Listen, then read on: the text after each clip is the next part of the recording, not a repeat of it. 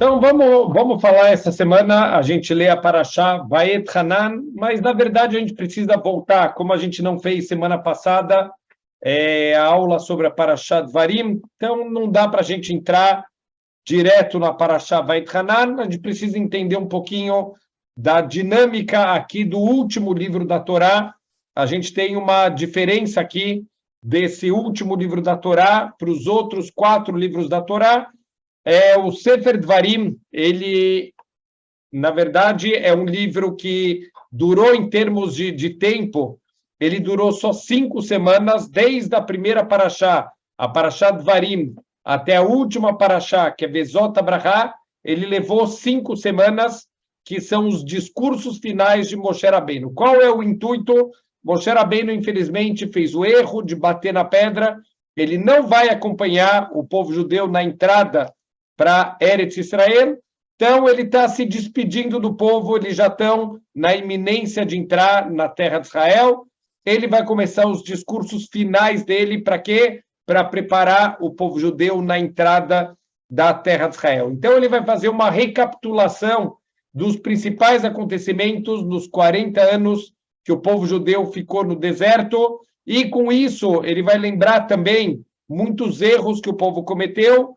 A ideia, obviamente, não é envergonhar ninguém, a ideia não é deixar ninguém chateado, a ideia de Moshe Rabbeinu é justamente preparar o povo para os novos desafios. Eles estão há 40 anos vivendo numa bolha, eles não têm absolutamente nenhum contato, fora pontualmente, a gente viu no final, na Parashat Dvarim, a recapitulação de algumas guerras que eles acabaram tendo lá no meio do deserto, pequenos contatos que eles tiveram com os outros povos. A gente falou um pouquinho sobre Moab, o problema que eles tiveram com Midian, quer dizer, um pouquinho de contato que eles tiveram com Midian já foi uma tragédia para o povo judeu, acabaram caindo em imoralidade, acabaram caindo em idolatria, e o resultado foram 24 mil pessoas que morreram. Então, Moshe, ele está extremamente preocupado com essa entrada do povo judeu na terra de Israel, e por isso que Moshe Rabbeinu, ele vai fazer nesses discursos, ele vai dar um reforço para o povo judeu para não tropeçar e não acontecer esse tipo de coisa quando eles entrassem em Israel. A verdade, a gente vai ver na nossa Parashá que Moshe já sabia que vai ter uma queda espiritual do povo, que infelizmente o povo vai acabar caindo durante o tempo que eles vivessem na terra de Israel.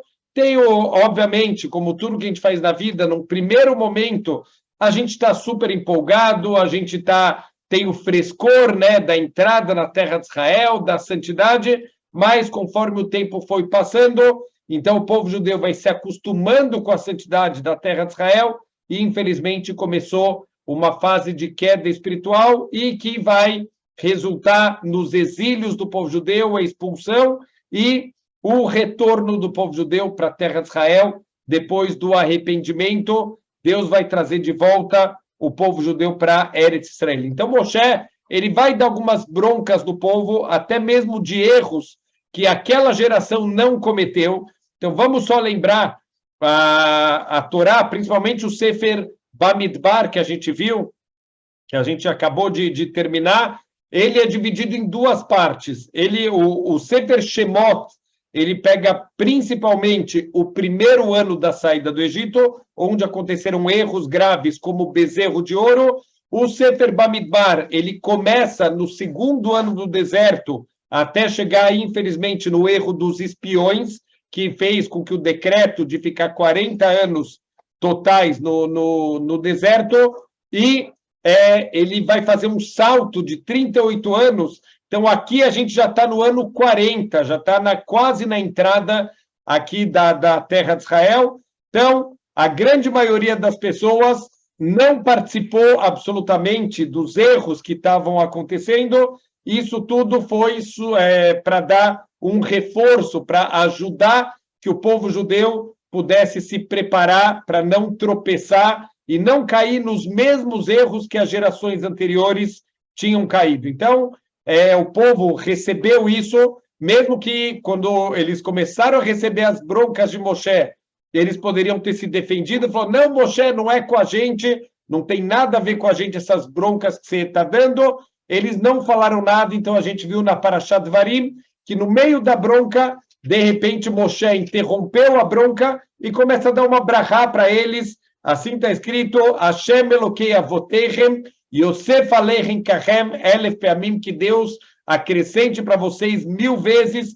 Vaivarech Etchem, e deu uma brachá para vocês. O que é essa brachá de Moshe Rabbeinu no meio das broncas? Ele viu a grandeza do povo judeu, que mesmo que a bronca não era erros que eles tinham cometido, eles entenderam que Moshe está falando essas broncas para o crescimento deles, para o bem deles, e eles receberam essa bronca em silêncio, eles não foram discutir com Moshe. Então, isso foi tudo na Parashá da semana passada, essas broncas, ele vai relembrando um dos principais erros, que foi justamente o episódio dos espiões, que isso está diretamente conectado com a nossa próxima parada do calendário judaico, que é a festa, o jejum de Tisha B'Av, é chamado também de Moed.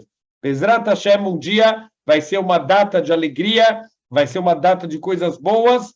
Bezrat Hashem, que já nesse Tisha B'Av a gente não tenha que jejuar, a gente não tenha que sentir tristeza, que seja o dia da reconstrução do nosso Beit HaMikdash. Bezrat Hashem. Mas os espiões, eles falaram mal da terra, o povo chorou, e Deus avisou: esse dia vai ficar marcado, vocês choraram sem motivo, vocês vão ter motivo na história para chorar nesse dia. Esse dia era o Tisha B'Av. Então, isso tudo a gente viu na Parashá da semana passada, e algumas das guerras, né, de conquista, e já vamos conectar com o começo da nossa Parashá. A gente terminou falando das guerras contra o rei Sihon e contra o rei Og. Og, em especial, era um gigante. Deus falou para Moshe: não tenha medo, eu vou entregar ele e o povo dele nas tuas mãos, e vocês vão vencer essa guerra, e assim aconteceu.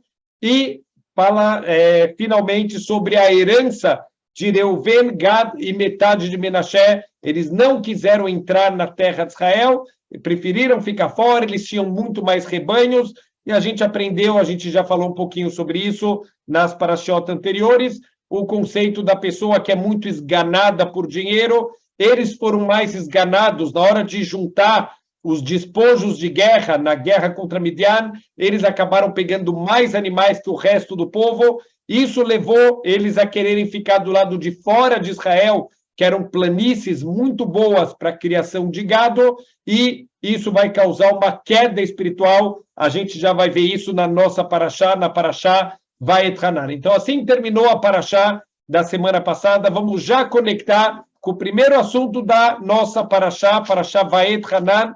Literalmente, Vayet Hanan significa e implorou. Então, do que está falando aqui?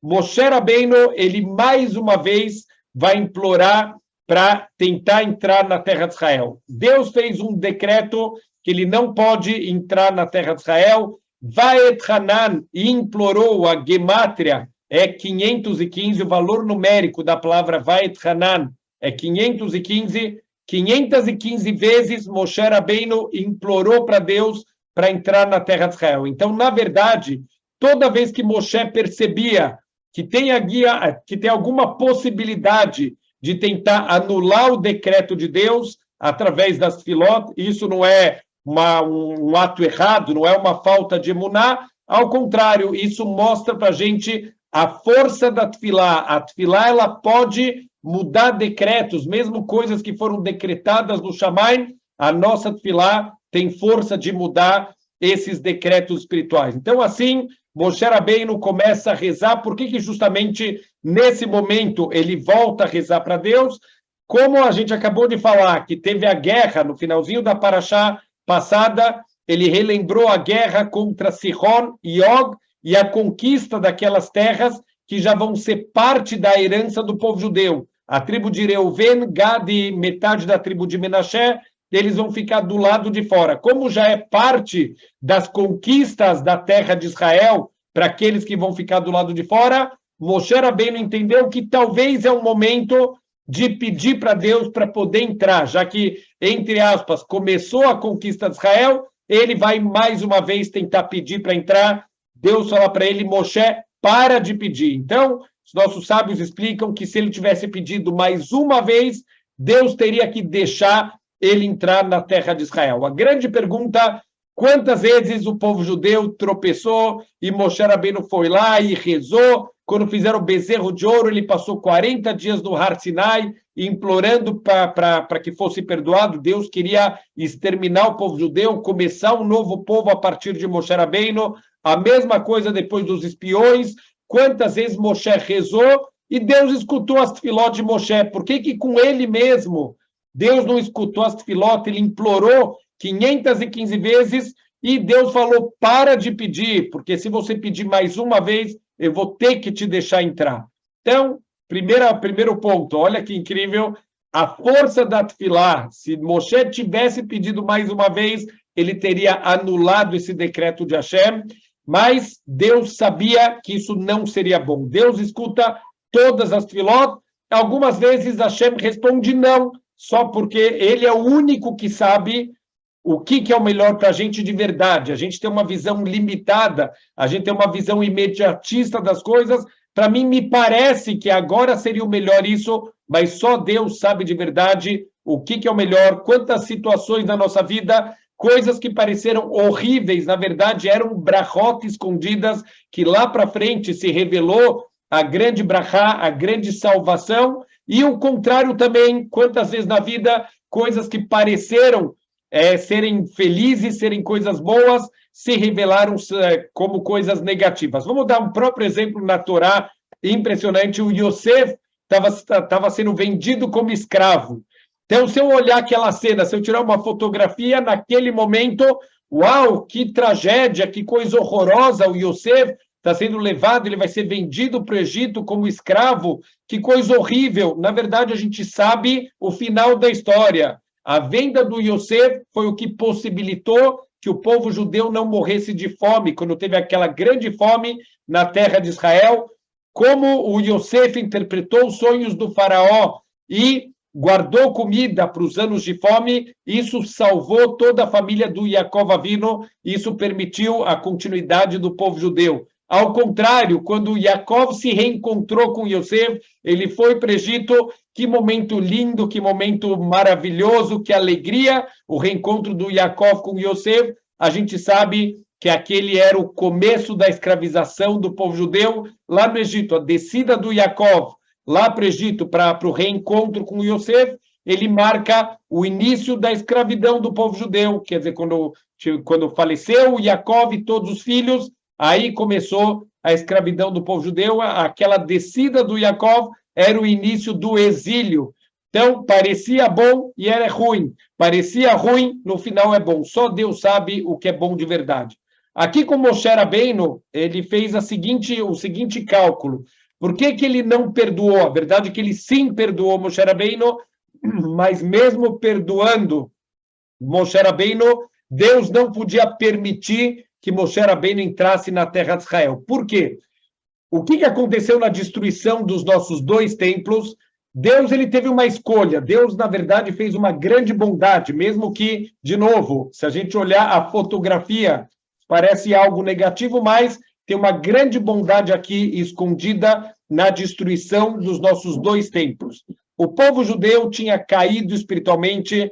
No primeiro templo, eles estavam fazendo as 3 piores transgressões: assassinato, relações proibidas, idolatria. Então, Deus, ele tinha decidido, assim os nossos sábios explicam, que o povo judeu chegou no limite das transgressões, eles merecem, midat adin, pela justiça estrita, eles merecem ser exterminados. Deus, na sua misericórdia, ele falou: em vez de despejar minha fúria contra os meus filhos, contra o meu povo, eu vou destruir a minha casa. E dessa maneira, os meus filhos vão poder continuar, vão ter remanescentes do povo judeu, por mais que foi uma época que muitos Eudim também morreram na época da destruição do Beit HaMikdash, mas teve uma continuidade do povo judeu. Então Deus ele falou: se eu tiver uma escolha entre destruir a minha casa e destruir o meu povo, eu vou destruir a minha casa e o meu povo vai poder continuar existindo. Então isso foi uma grande misericórdia. Mas tem um grande problema. Se Moshe Rabbeinu, com todo o nível espiritual, com toda a perfeição que ele conseguiu chegar, se ele tivesse entrado na terra de Israel, vai vir o Beit HaMikdash eterno, que nunca mais pode ser destruído. Bezrat Hashem vai ser o nosso terceiro Beit HaMikdash, que nunca mais vai poder ser destruído. Tem inclusive opiniões que ele já vai vir pronto do Shamayim, vai vir pronto do céu, justamente porque ele vai ser eterno e ele não vai mais poder ser destruído. Os dois primeiros foram construídos pelos seres humanos, então isso é possível destruir, mas um Beit HaMikdash construído diretamente por Deus, que vai vir pronto do céu, isso não pode mais ser destruído.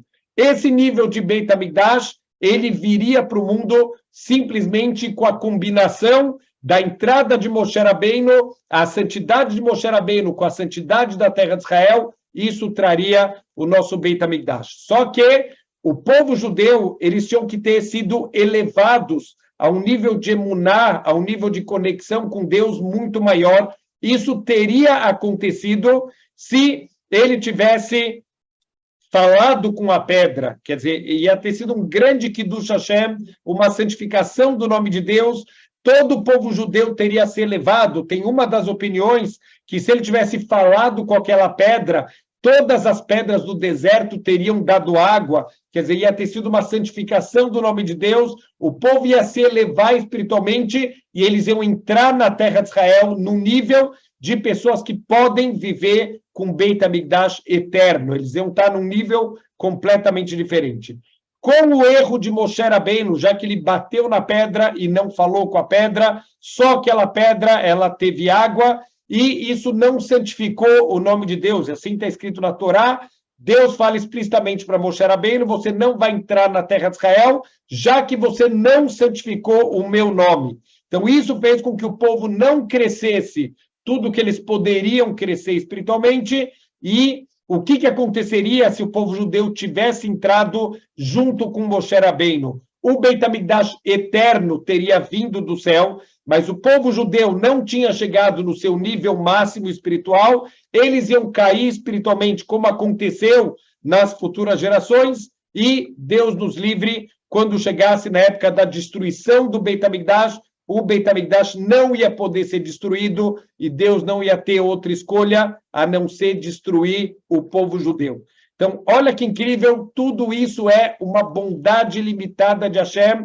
Deus falou para Moshe: para de pedir, eu sei o que é o melhor para você e para o povo judeu. Se você entrar, você está decretando o extermínio do povo judeu. Então, para de pedir, porque eu criei leis nesse mundo, e uma das leis que eu criei nesse mundo é que a Tefilá, ela pode quebrar os meus decretos. Quer dizer, Deus, ele, entre aspas, se amarrou dentro das leis que ele criou nesse mundo, ele deu para a gente uma força que a gente não tem ideia até onde chega a força da nossa Tefilá. Aqui na nossa Parashá é um pouquinho para a gente sentir o que é a força da nossa Tefilá. Então, ele falou: para de pedir, porque se você pedir, eu vou ter que te deixar entrar. O que quer dizer eu vou ter que te deixar entrar? Eu criei essa lei e, entre aspas, eu estou também me submetendo às leis que eu criei aqui para esse mundo e eu vou ter que te deixar entrar e isso não vai ser bom. E a gente vê a grandeza de Moshe Rabbeinu com todo o interesse,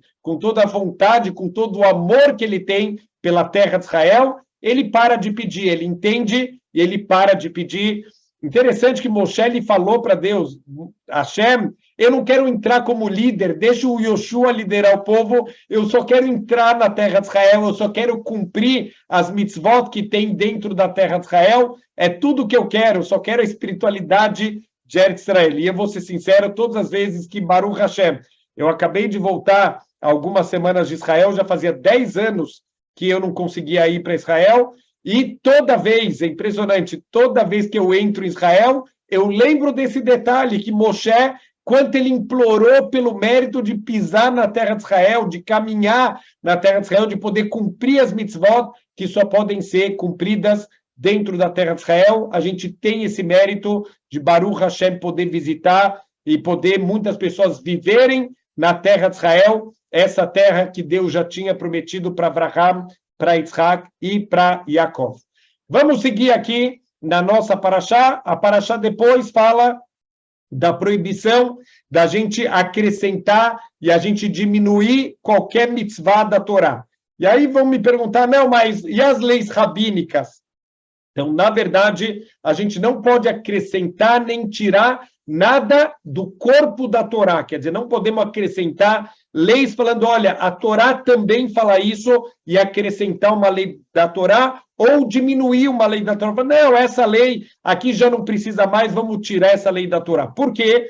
Porque isso é um Hilul Hashem, isso é denegrir o nome de Deus. A Torá, ela foi criada nos mundos espirituais, foi entregue para os seres humanos através de Moshe Rabbeinu. Essa Torá tem todos os níveis de perfeição possíveis e imaginários. A verdade é que o que a gente entende da Torá é a pontinha do iceberg do sentido verdadeiro da Torá. Está escrito que cada versículo da Torá tem 70 faces, tem 70 entendimentos diferentes. Cada versículo da Torá tem quem fala que, na verdade, não são 70 entendimentos, existem 4 níveis de profundidade da Torá, começando com o Pshat, que é o nível mais básico, o entendimento básico das coisas.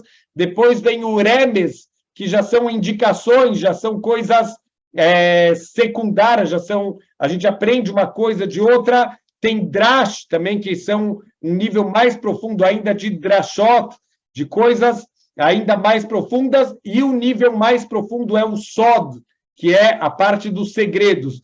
Essas iniciais de Pshat, Remes, Drash e Sod formam a palavra Pardes. Pardes é o paraíso, é o nosso Gan Eden, inclusive até no inglês, a palavra paradise, paraíso, é, na verdade, o Pardes. Então, Pardes são os 4 níveis de profundidade de entendimento da Torá. Então, tem quem fala que não são 70 faces da Torá, são 70 faces em cada nível, significa que cada versículo da Torá tem 280 faces, quer dizer, é muita profundidade. A Torá, ela tem todos os níveis de perfeição. Se eu acrescentar coisas da Torá ou tirar coisas da Torá, eu estou falando que essa Torá não é perfeita. Olha, faltou alguma coisa ou tem alguma coisa a mais nessa Torá que eu preciso tirar, eu estaria demonstrando que essa Torá não é perfeita, essa Torá ela tem falhas, e Deus nos livre, isso é a Torá, ela é perfeita, tem todos os níveis possíveis de perfeição. Então, a gente não pode acrescentar e diminuir. O que sim, a própria Torá falou para a gente, que a gente pode fazer cercos de proteção, a gente pode fazer decretos para que a pessoa, Deus nos livre, não faça uma transgressão da Torá, mas tem que estar muito claro.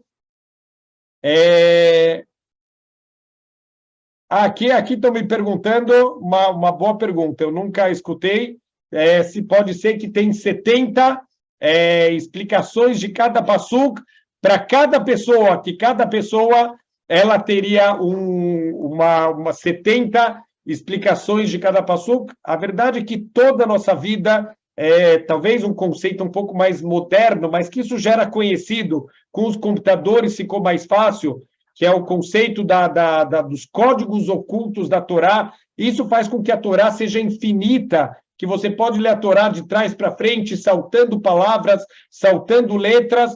Cada pessoa, a vida inteira dela está escrita na Torá, está dentro lá da Torá. Então, esses códigos ocultos da Torá se encontraram a vida de muitas pessoas. Então, pode ser que para cada pessoa realmente tenham muitas faces de entendimento de cada passo. Por quê? Porque a Torá ela é, de uma certa maneira, infinita. Então, a verdade é que a Torá ela é um conceito espiritual e que ela foi trazida, ela recebeu uma roupa aqui no mundo material, mas ela é infinita, ela é espiritual. Está escrito que Deus ele olhou para a Torá, que já tinha sido criada de uma maneira espiritual, e Deus criou o mundo baseado na Torá. Então, não é que a Torá acerta as coisas, tem muitas profecias da Torá que falam, uau, olha só, a Torá acertou. Não, não é que a Torá acertou. Isso aconteceu porque está escrito na Torá. Tudo que está escrito na Torá, isso vai acontecer aqui no mundo. Então, a gente não pode acrescentar e não pode tirar nada, e a gente deve saber que a Torá ela é perfeita em todos os níveis de perfeição. Então, talvez para mim, um dos principais ensinamentos em todos os meus passos de crescimento espiritual é não confunda o judeu e o judaísmo. Muitas pessoas falam assim, eu não cumpro Torá e Mitzvot porque eu conheço o religioso que faz coisa errada, que engana e que fala feio com as pessoas, então eu não cumpro a Torá. Então, isso é uma autoenganação. A pessoa, na verdade, está fugindo das suas responsabilidades. As pessoas são falíveis, podem cometer erros, nem todo mundo cumpre o nosso manual de instruções da Torá, a gente não pode confundir as coisas. As pessoas são falíveis, as pessoas cometem erros, pessoas têm Yetzer Hará, têm a sua má inclinação, mas a Torá, ela é infinita, ela é perfeita, não existe absolutamente nenhum erro dentro de toda a Torá. Vamos seguindo aqui, a Parashá depois fala sobre um dos principais fundamentos da nossa emuná. Deus, ele fala para a gente aqui, se alguma vez na história já surgiu um povo que ele foi resgatado de outro povo por Deus e que Deus ele interviu na história da humanidade de uma maneira tão escancarada, tão aberta, como aconteceu com o povo judeu na saída do Egito. A gente sabe que hoje em dia tem quase 5.000 religiões diferentes e tem muitas religiões que a pessoa fala, Deus me escolheu, eu fui escolhido. A Torá, ela está se autotestando. Vamos ver se tem algum outro documento na história da humanidade que fala que Deus se revelou não para uma única pessoa, para um povo inteiro, e veio aqui de uma maneira escancarada, por mais que Deus ele tenta não interferir no nosso livre-arbítrio. Em geral, os milagres de Deus acontecem de uma maneira encoberta, mas algumas poucas situações na história, como na Yetziat Mitzrayim, na saída do Egito, isso foi escancarado, isso foi para marcar para todas as futuras gerações. A gente vai ver no finalzinho da Parashá, a gente tem inclusive uma mitzvah de passar isso para as futuras gerações, da mesma maneira que a gente recebeu isso das gerações anteriores, até chegar naqueles que foram testemunhas oculares, que viveram esse momento. Então, isso principalmente vai acontecer na noite de Pêssar, que a gente vai estar passando, cada geração vai estar passando para as futuras gerações esses eventos que aconteceram com 3, 4 milhões de testemunhas. Isso nunca aconteceu, isso nunca mais vai acontecer na história da humanidade. Isso é uma mentira que não tem como passar para frente. Você não pode passar uma história que tem 3, 4 milhões de testemunhas, porque a primeira coisa que as pessoas vão perguntar, cadê as outras testemunhas? Cadê os descendentes dessas 3, 4 milhões de pessoas? Isso é uma mentira que não tem como passar para frente. Essa é uma das bases da emuná do povo judeu, a gente saber que toda essa revelação de Deus, essa interferência de Deus aqui no mundo, isso aconteceu na presença de 3 a 4 milhões de pessoas. Também aqui a gente vai lembrar de todo o Mamad Har Sinai, quando o povo judeu, eles se juntaram embaixo do Monte Sinai e tiveram a revelação de Deus, não que uma pessoa falou com Deus e Deus falou, olha, você vai ser o novo líder aqui do mundo, você que vai trazer minha palavra para o mundo. De novo, 3 a 4 milhões de pessoas testemunharam Deus entregando a Torá através de Moshe Rabbeinu. Então, isso é um yesod, isso é uma base muito importante para nossa emuná. Também na nossa parashá vai ter aqui a profecia, que na verdade a gente lê isso durante o Tisha B'Av, que infelizmente, como a gente falou, com o tempo é normal que o frescor dessa nova Kedushá, dessa nova vida que o povo judeu está tendo na terra de Israel, essa terra com tanta santidade, isso vai diminuir com o passar do tempo. Então, Moshe já está profetizando. Infelizmente, vocês vão começar a cair espiritualmente, vocês vão acabar se envolvendo até mesmo com as idolatrias dos povos vizinhos que tem, e vocês vão chegar num nível de transgressão que vocês vão perder o mérito de estar na terra de Israel. Isso aconteceu pela primeira vez quando teve a destruição do nosso Beit HaMikdash. Antes disso, na época da história dos Shoftim, dos nossos juízes, muitas vezes Deus tinha que mandar os outros povos para dar uma despertada no povo judeu.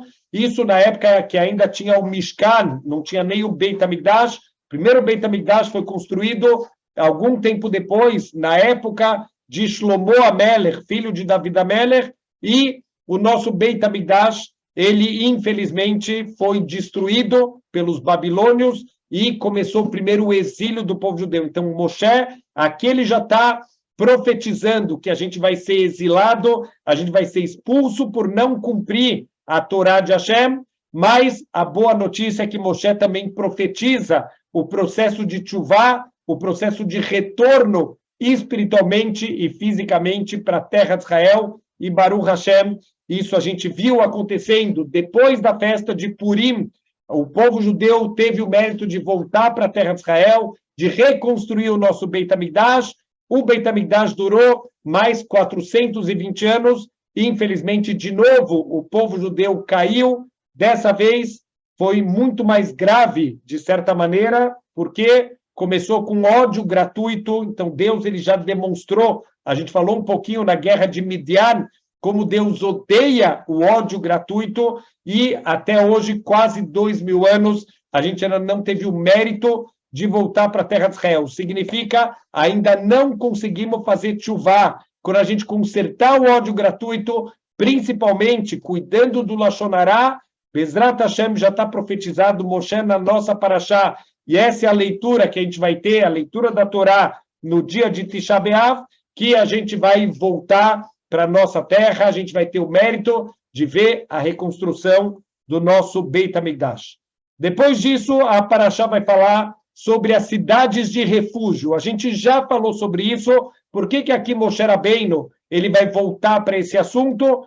Olha só que interessante, vamos conectar com o finalzinho da Parashá passada. A gente vê que a Torá ela está completamente, tudo se conecta dentro da Torá. O que aconteceu?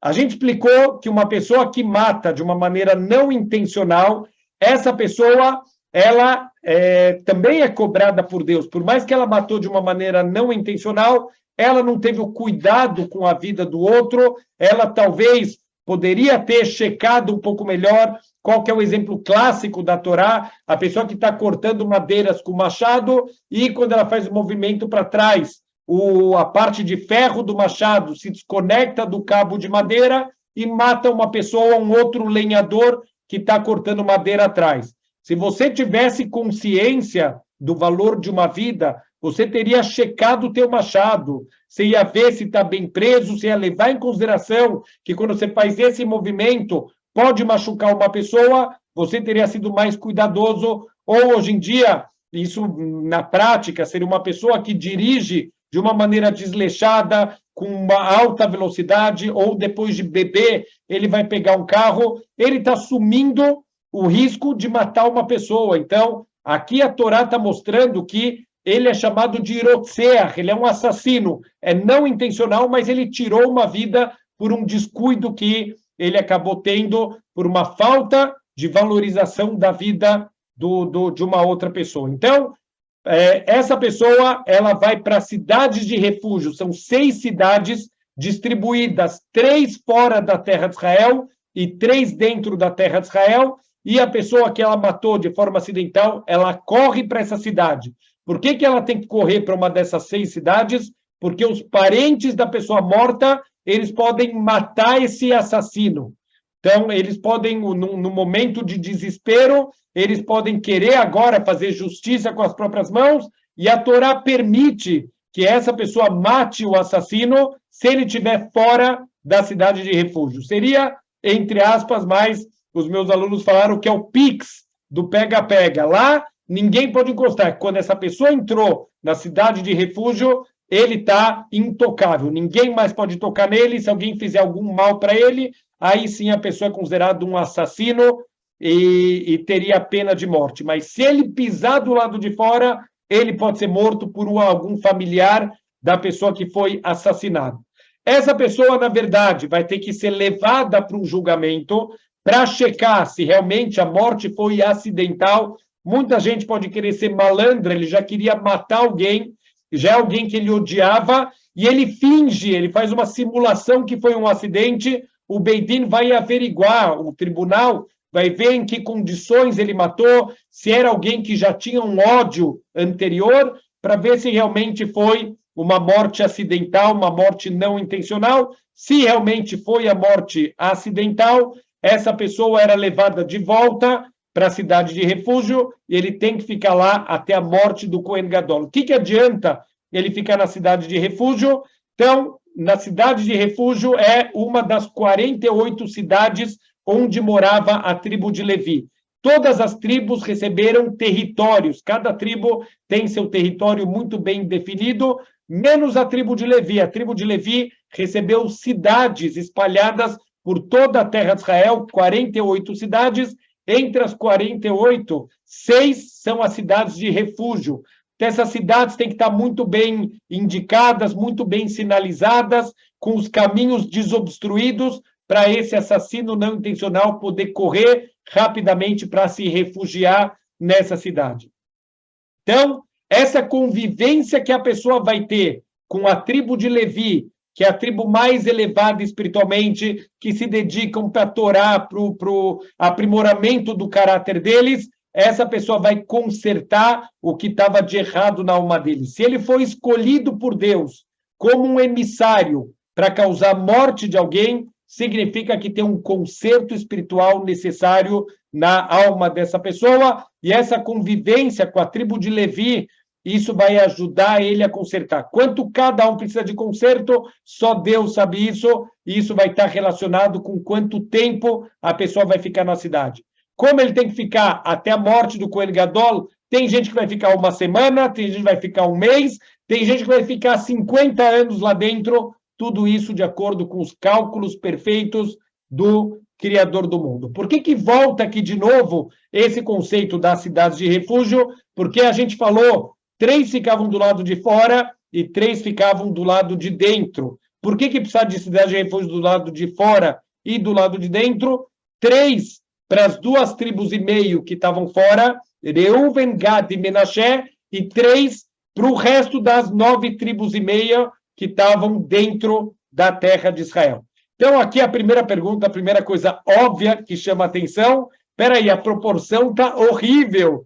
Por que 3 cidades de refúgio para 2 tribos e meia e 3 para 9 tribos e meia? Quer dizer, a proporção não está correta, deveria ser pelo menos 4 e 2 ou 5 e 1, quer dizer, a proporção não está boa. Por que foi feito dessa maneira? Isso já é um indicador que as tribos que ficaram do lado de fora, eles já são pessoas espiritualmente mais baixas, eles já vão ter mais ocorrências de mortes acidentais. Mas peraí, que profecia é essa? Como sabe que vai ter mais morte acidental?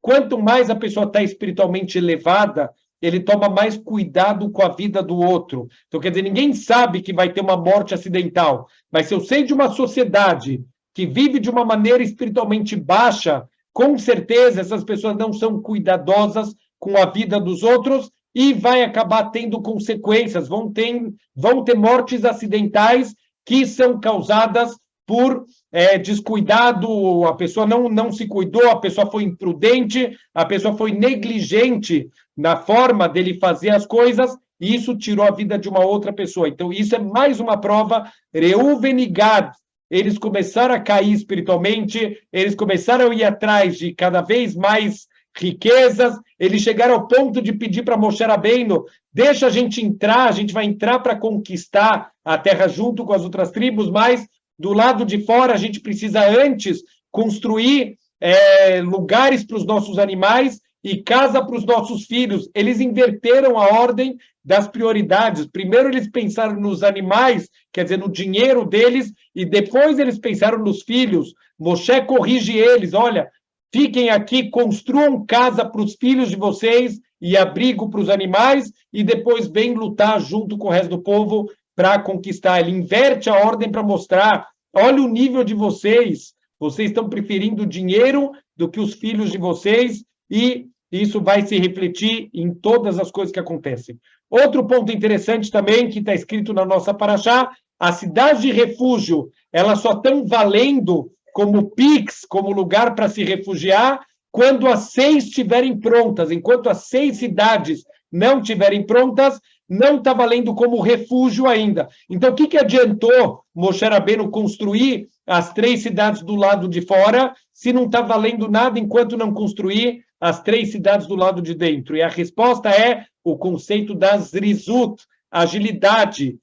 A gente não está aqui para terminar todo o trabalho, a gente está aqui para fazer a nossa parte. Moshe entendeu que ele não vai entrar na terra de Israel, terminar as 6 cidades de refúgio já não está mais na mão dele, mas ele pode fazer a parte dele. Tudo que ele pode fazer, ele vai fazer, por isso ele já começa construindo as 3 cidades do lado de fora, já que, como é o que ele pode fazer, então ele vai lá e faz. Aqui um ponto, próximo ponto da nossa paraxá, é um dos pontos também mais importantes da nossa Torá, que é a repetição dos 10 mandamentos. Por que os 10 mandamentos eles tiveram que ser repetidos aqui? Vamos lembrar mais uma vez, a primeira vez que foram entregues, que foram transmitidos os 10 mandamentos, era ainda no primeiro ano do deserto, foi logo depois da saída do Egito, 50 dias depois da saída do Egito, o povo judeu recebeu os 10 mandamentos diretamente da boca de Deus, os 2 primeiros mandamentos foram diretamente da boca de Deus, o povo não aguentou aquela revelação, e os outros 8 foram através de Moshe Rabbeinu. Por isso que os 2 primeiros estão em primeira pessoa, e os outros 8 estão em terceira pessoa. Mas agora já se passaram quase 40 anos, a maior parte dessa geração que está entrando na terra de Israel não presenciou a entrega dos 10 mandamentos lá no Monte Sinai, então Moshe está repetindo para essa nova geração os 10 mandamentos. Vamos lembrar por que são 2 tábuas, uma tábua Ben Adam Lamakom, da pessoa com Deus, outra tábua Ben Adam Lechaveró, da pessoa com o seu companheiro. Por que tem que ser em 2 tábuas e não uma tábua só? Para mostrar que para Deus o peso das mitzvot, Ben Adam Lamakom, da gente com ele, e Ben Adam Lechaveró, da gente com o próximo, é igual, está no mesmo nível. A gente vê muitas vezes desequilíbrio, pessoas que são extremamente rigorosas com as mitzvot com Deus, mas não são tão rigorosas assim nas mitzvot com o próximo, o cuidado com a honra das outras pessoas. Então, Deus ele fez questão de entregar os 10 mandamentos em 2 tábuas, uma do lado da outra, no mesmo nível, Ben Adam Lamakom, da gente com Deus, e Ben Adam Lechaveró, da mesma maneira que a gente é rigoroso nas mitzvot com Deus, também a gente deve ser rigoroso nas nossas mitzvot com o próximo.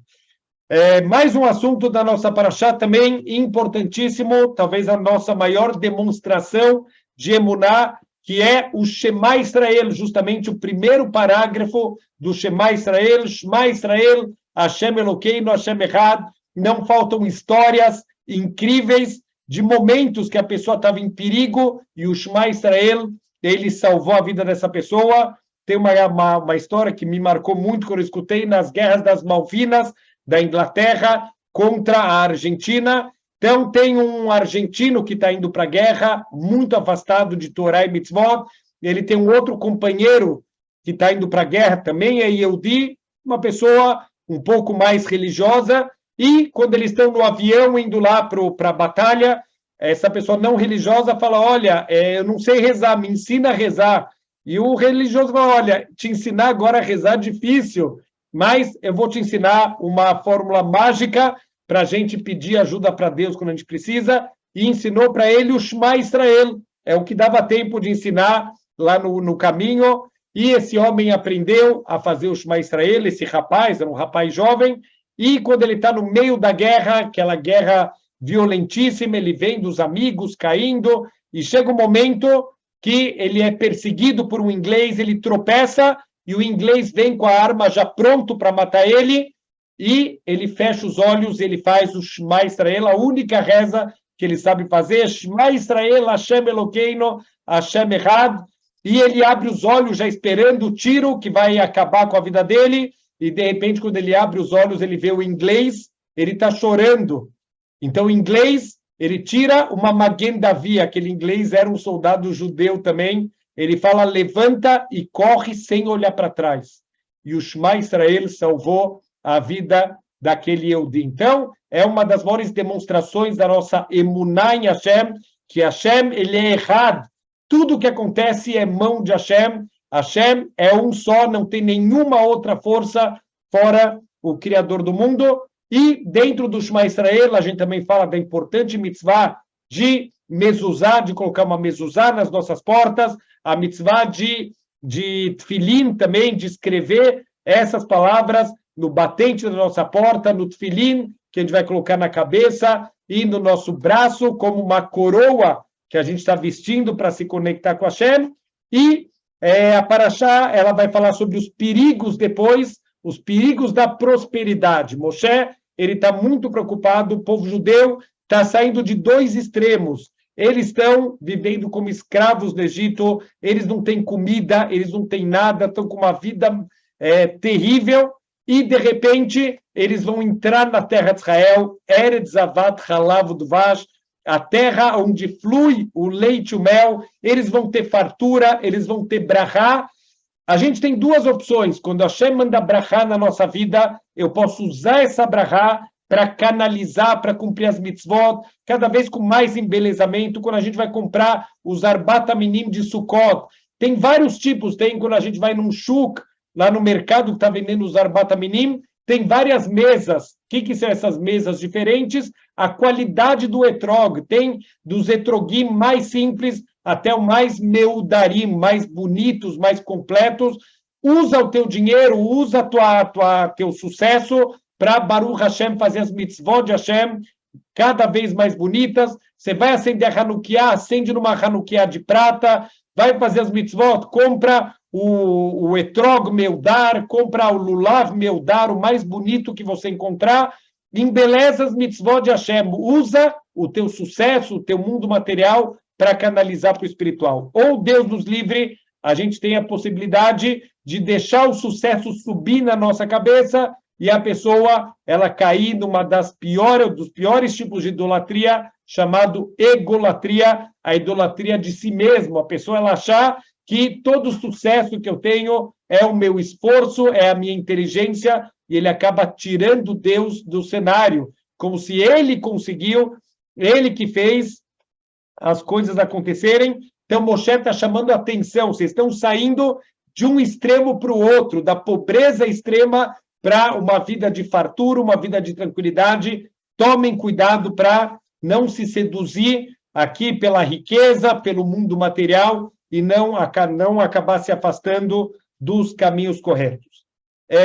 Para a gente terminar, também a gente falou que existe uma mitzvah de transmitir para as futuras gerações. Então, no finalzinho da nossa paraxá, vai aparecer aqueles famosos filhos da Haggadah de Pesach, quando o teu filho vier te perguntar o que é essa avodá que vocês estão fazendo, vocês vão ensinar para os teus filhos que com mão forte Deus tirou a gente do Egito. A gente tem uma mitzvah, em especial na noite de Pesach, da transmissão, aquelas crianças, aquelas gerações que não puderam testemunhar todo o Mamad Har Sinai, a revelação de Deus lá no Monte Sinai, eles têm aqui o mérito de pelo menos receber esse testemunho de boca em boca, de geração em geração. Os nossos avós, nossos bisavós, nossos tataravós, todo mundo sentou com os seus filhos no Seder de Pesach, e tudo que eles receberam desde aquela geração, que foram testemunhas oculares, aquelas 3, 4 milhões de pessoas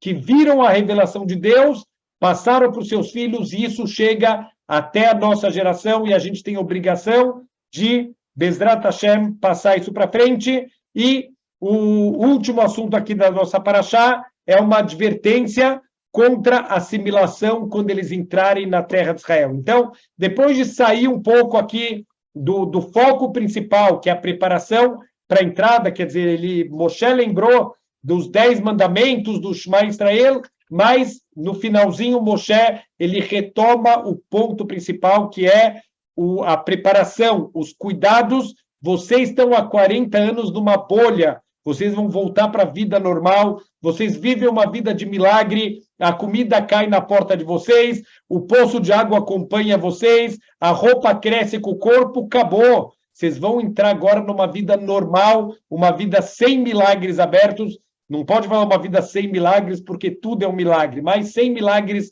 abertos, vocês vão plantar sua comida, vocês vão atrás da sua água, vocês vão cuidar da defesa de vocês contra os outros povos.